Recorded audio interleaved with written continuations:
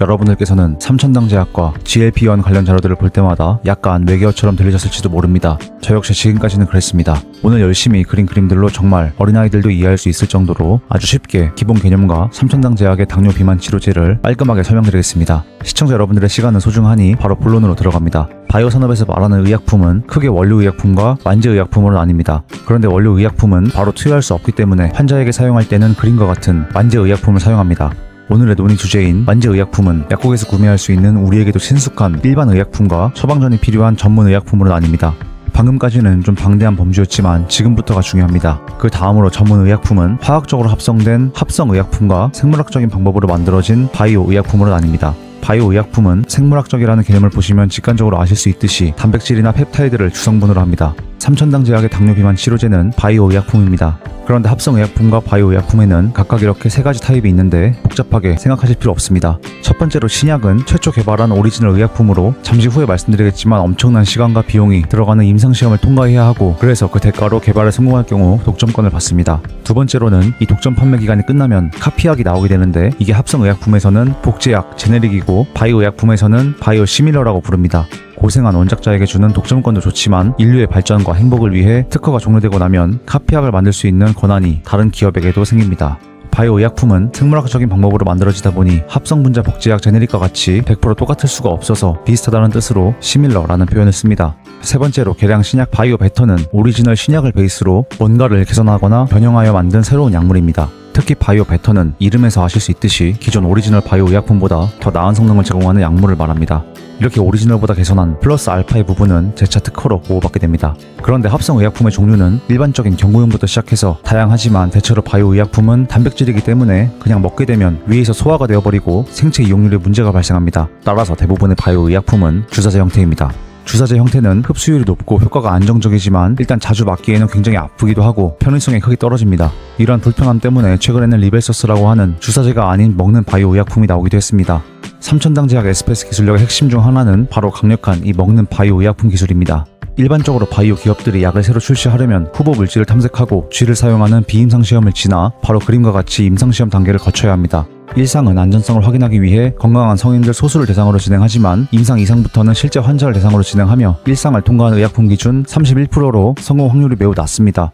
뱀이 살고 있는 죽음의 협곡을 넘어야 하는 것입니다. 그 다음으로 임상 3상은 합격률 자체는 2상보다는 높지만 천문학적인 비용과 시간이 소요되며 5,000명 이하의 대규모 환자를 대상으로 유효성을 최종적으로 확인해서 실제 치료제로 사용할 수 있는지를 평가합니다. 임상 3상에서는 이중 맹검 방식으로 객관성과 신뢰성을 확보하는 한편 오랜 기간 약물을 투여하며 부작용을 추적하는 쉽게 말씀드리자면 대단히 어려운 시험을 거치게 됩니다. 성공 후에는 신약 허가 신청 절차를 밟게 되지만 이렇게 많은 자금을 퍼붓는 3상의 성공률은 50에서 60% 수준이라 비용적 부분 때문에 도전이 쉽지는 않습니다. 이렇게 힘든 시험을 통과하는 과정이 바로 앞서 말씀드린 오리지널 신약이 밟아야 하는 절차이며 엄청난 리스크를 감수하며 기술력을 입증받는 만큼 성공한다면 독점 판매권에 대한 보상도 상당히 짭짤하다고 할 수 있겠습니다. 그런데 그나마 다행인 것은 특허가 종료된 기존 오리지널 의약품을 카피하는 경우에는 이 엄청난 난이도의 등산을 다시 할 필요가 없다는 것입니다.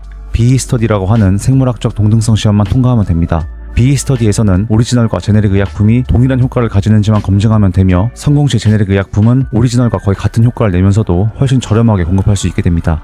신약은 마치 사법고시와 같은 엄청난 여정을 가야 하는 한편 카피약은 상황이 그보다는 훨씬 낫습니다.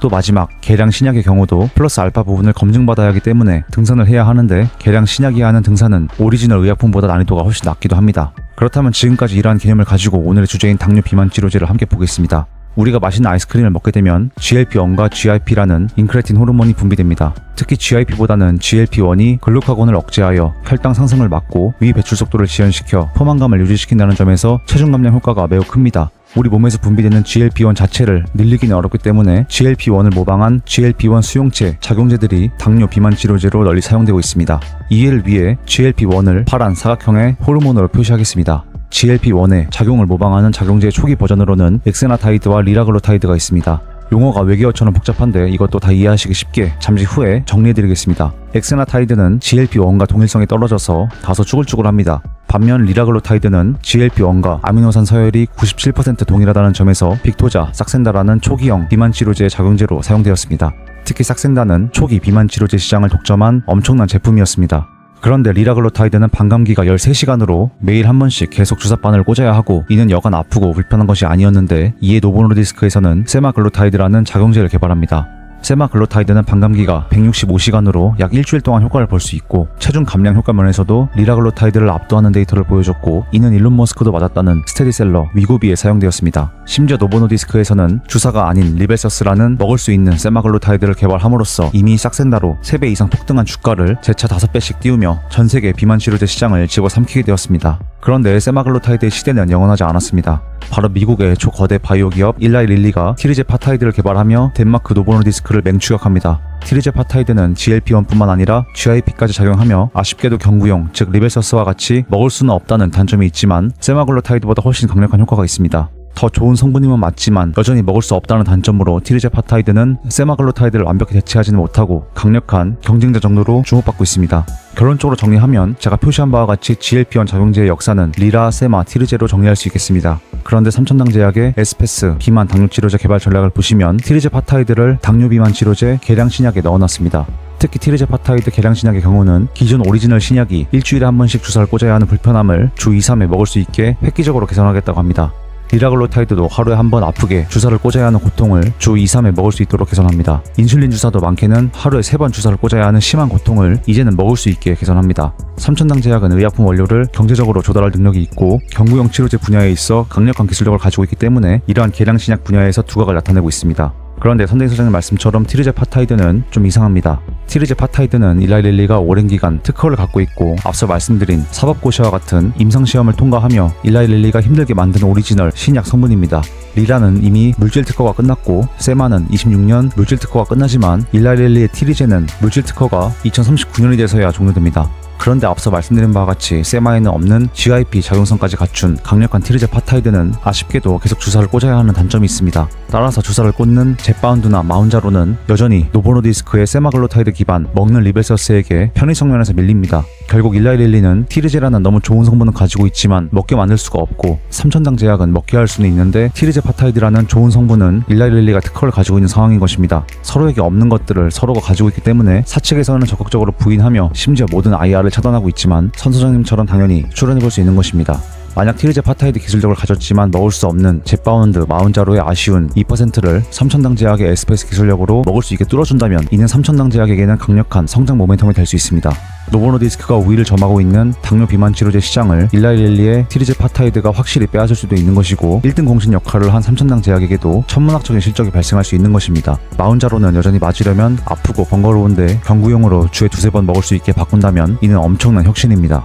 이러한 주사가 아닌 경구용으로의 개선은 시장의 범위를 진짜 아픈 환자에서 미용, 다이어트 목적의 수요자들까지 확장할 수도 있습니다. 대부분의 사람들이 아일리아에만 집중하는데 물론 삼천당 제약의 아일리아 바이오시밀러에서 2028년 기준 7천에서 8천억 영업이익이 발생한다면 멀티플 20배 기준 16억 원 정도의 회사 가치가 있습니다. 그런데 아일리아 시밀러는 그냥 빙산의 일각일 뿐입니다. 삼천당 제약의 핵심은 에스페스 경구용 당뇨 비만 치료제이며 이 시장 규모를 고려할 때 릴리의 티리제파타이드와 함께 상당 부분 시장 파일을 차지한다면 여기서 발생할 실적은 계산하기가 다소 어려울 정도로 엄청납니다.